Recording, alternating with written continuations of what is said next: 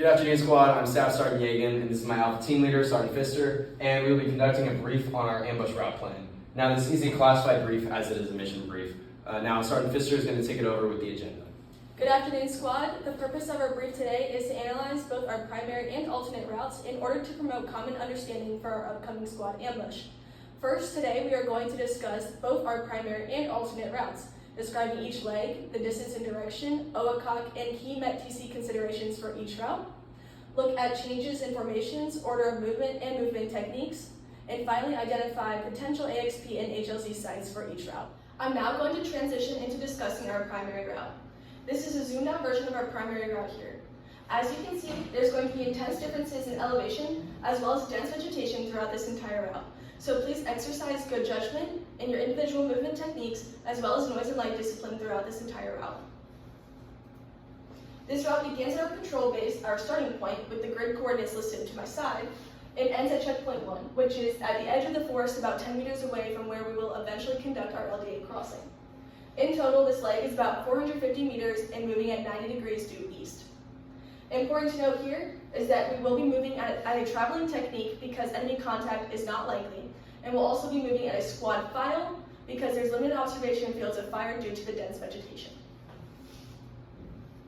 From there, we'll be moving at 250 meters, 90 degrees, again due east. Important to note here is that we will be conducting our LDA crossing in accordance with unit SOP.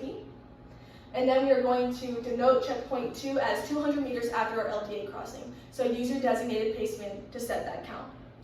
Once we reach this side, we're going to gain accountability and reorganize our squad after our LDA crossing. Again, important to note is that there will be civilian structures nearby, so please be aware of noise and light discipline. From checkpoints 2 to 3, we'll be moving 510 meters at 0 degrees due north.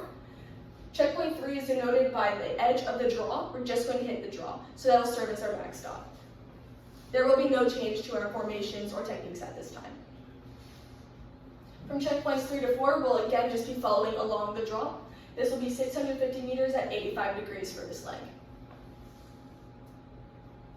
From checkpoints 4 to 5, you can note that there is a sharp turn here to denote checkpoint 4. And then we're going to again continue along the draw at 90 degrees due north, 450 meters. As you can see in this leg, we do identify our HLZ, AXP, and rally point nearby to this leg. And each of these are within this open field here, which are going to allow our rally point, which is in this clump of trees, to be easily identifiable. Should our soldiers take contact, they will be able to reconsolidate there. And our HLZ will be able to land a helicopter here in this open area. And because of this intersection of trail networks, an ambulance, a casualty collecting vehicle will be able to navigate these roads. From checkpoints 5 to 6, we'll be moving 460 meters at 90 degrees. Here we're going to be crossing through 2 draws with a spur in the middle and ending at the top of the ridgeline at checkpoint 6. From checkpoints 6 to 7, we're going to be moving 430 meters at 127 degrees. We're going to be militarily cresting this ridge so as not to provide a huge silhouette. And because there is going to be pretty open fields around us, make sure to look for available cover should we take contact. Again, we're just going to be handrailing this ridge line. And as you can see, there's another rally point here, so should we take contact, we can easily find where to meet at this open area. From checkpoint 7 to the ORP, we're going to be moving 520 meters at 82 degrees down the draw to the ORP. Here we're going to transition to traveling overwatch because enemy contact is more likely, as well as squad, column, and fire team wedge to provide for more frontal security. I'm now going to hand it off to Staff Sergeant Yagen to brief the alternate route. All right, I'll now be briefing our alternate routes. Note that there is not much overlap between the primary and alternate route until we get to this last checkpoint to the ORP. So first we SP from the patrol base, and we go 310 meters at 130 degrees. We're going down until we get to the bottom of this draw, and then that's when we know we've hit checkpoint 1. So we are going to be moving in a squad file due to the dense vegetation, and we're going to be moving and traveling due to low likelihood of enemy contact. So next we're going to be moving from checkpoint 1, 500 meters at 135 degrees until we hit this trail, and that's going to serve as our backstop for checkpoint 2. So now for after we hit checkpoint 2, we're going to start to fan out into a squad column fire team wedge, and then we're going to move 250 meters at 90 degrees noting an LDA crossing at this road right here. We're going to conduct in accordance with our unit SOP. And then also noting some of these civilian structures and fields. So noting that we want to emphasize noise and light discipline, and also make sure we don't disturb any farm animals that make loud noises. Try to minimize that as much as possible. And then we're going to keep going until we hit checkpoint 3, which is this cluster of trees. So then, next checkpoint 3 to checkpoint 4, we're just going to be moving 150 meters at 121 degrees until we hit where this vegetation starts to pick up. And then once we're at checkpoint 4, we're going to transition back into a squad column. And then we're going to move 310 meters at 98 degrees until we get to this crest right here, and then that's going to mark checkpoint 5.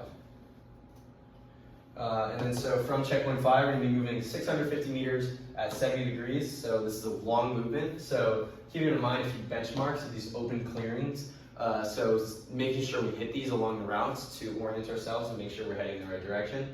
Also noting civilian considerations, since there's some fields and a few civilian structures down here.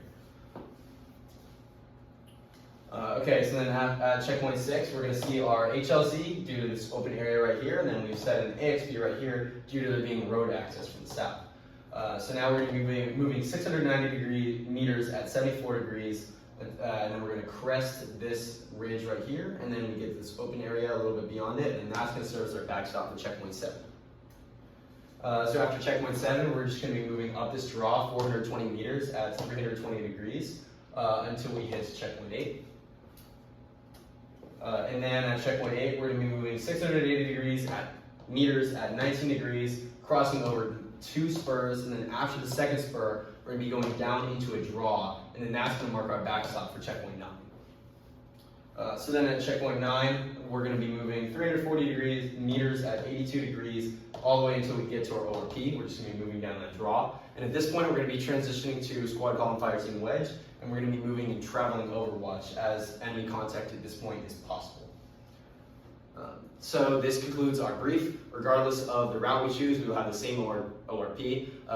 Which route we choose will just depend on our Mentis C analysis before we SP.